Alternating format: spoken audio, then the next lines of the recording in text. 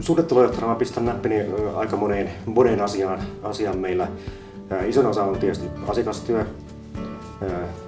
Olen siellä valinneita kirkastusprojekteja vetämässä, fasilitoimassa workshoppeja, ohjaan meidän suunnittelutiimiä, vastaan muutamista meidän asiakkuuksista täällä perunalla.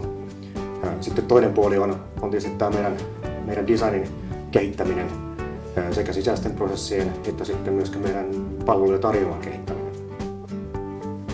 Kyllä mä nautin mun työssä ehkä eniten kuitenkin siellä asiakastyössä tapahtuvista onnistumisesta.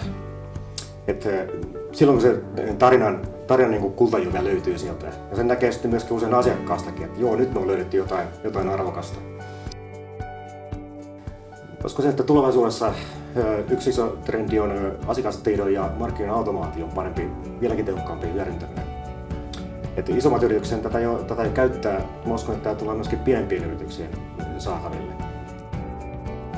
Mikä suhtautuu työhönsä ehkä intohimoisimmin, mitä kukaan bermudalainen ikinä? Mikä on kirkastusten kandela, joka ratkaisee jokaisen ongelman? Mikä on Bermudan oikein jedimestari? Mikä osaa katsoa asioita aina sen asiakkaan näkökulmasta, mitä se asiakas just siinä tilanteessa tarvitsee?